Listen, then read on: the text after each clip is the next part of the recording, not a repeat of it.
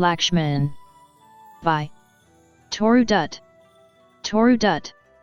Toru Dutt was a Bengali translator and poet from British India born on March 4, 1856 in Calcutta. Her family was one of the first Calcutta families to be strongly influenced by the presence of Christian missionaries. She was educated at home by her father and by the Indian Christian tutor Babu Sahib Chunder Banerjee, learning English and French. In 1869, when she was 13, they left India to Europe. She is known for her volumes of poetry in English, A Sheaf Gleaned in French Fields published in 1877. She was a natural linguist and was proficient in Bengali, English, French, and later Sanskrit. Died at the age of 21 on August 30, 1877. Lakshman. Published in Ancient Ballads and Legends of Hindustan in 1882. Tells the story from Hindu epic Ramayana by Valmiki. It's taken from the 45th canto Aranyakandam of the Ramayana.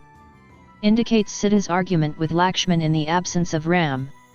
Depicts the reaction of Sita and Lakshman to the suspected calamities when Ram, Sita, and Lakshman are in exile.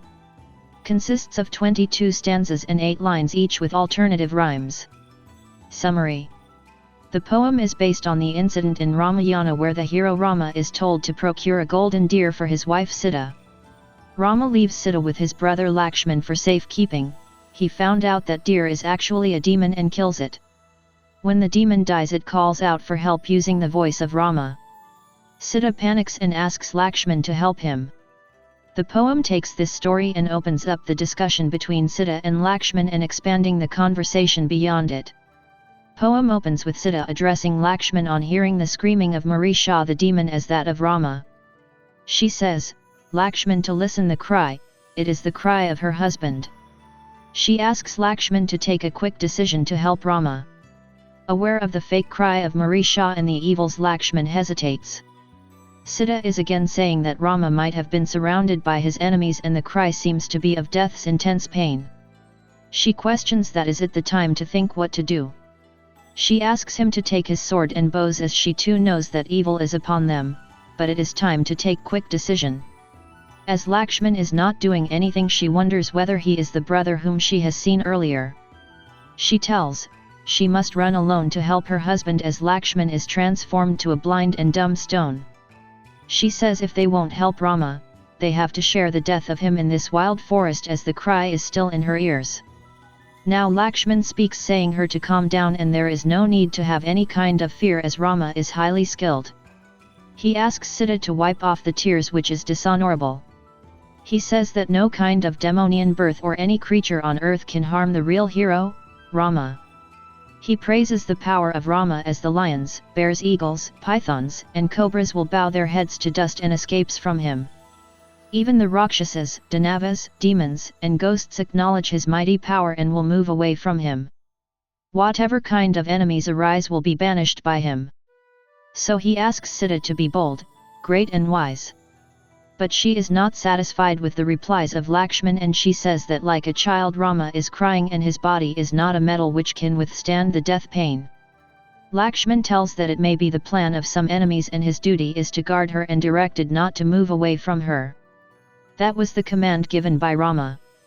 As the forest demons are hidden and searching for a chance to execute their plan, he tells that he won't leave her alone there. Sita begins to blame Lakshman and says that an enemy is better than him and says that he is a coward who ran away from the war field with wounds in his back. She begins to suspect the activity of Lakshman as he is not moving to help his brother. She questions him whether he has some motive to stay there or to make his brother Rama to be a victim of his enemies. Sita with huge rage tells that it is the will of Lakshman that Rama may be killed so that he can possess her. She questions him whether that thought is there in his heart. She also says that one brother has taken away the kingdom and now Lakshman is trying to possess her, leaving her husband die. Sita again says that Lakshman is having some plan, if not he might have run to help his brother on hearing the cry. She says let the fire take her away or the water may drown her as she too is willing to die with her husband. She tells Lakshman not to remain there pretending to guard her, rather go and die in defense of Rama and have a noble name. She tells that only now she has realized the real character of him. She is in huge anger as the flames are there in her eyes. On hearing those tough words from Sita which pierced the heart of Lakshma, he says he can't bear those anymore. Those words are torturing him like a poisoned sword. He has not expected these words from Sita, but he knows that because she is panicked she has uttered all those things. Knowing the situation, he is not blaming her but asks her to be less rash in making judgments. Lakshman agrees to go and he says he cares nothing which happens to him but she must be safe. On her compulsion he says that by disobeying the command he will go, and he requests her not think bad of him from this time. Then with his arrow he drew a magic circle and asked her not to step out of that, as no evil will harm her inside that circle. He says that the fear and grief of her has made her wild, and with a sad smile he left that place. He urges the forest gods who dwell in the and whose voices are there in the breeze to guard Sita, whom he is leaving alone. Though the ill omens has made her heart to fear, he is sure that Rama is safe.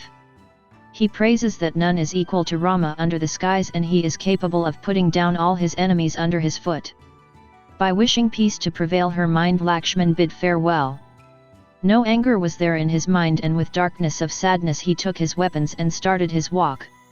He is determined to face any dangers on his way, and walked with a boldness when the vulture screamed with a hoarse voice, which is a symbol of ill omen which foreshades Sita's future struggle.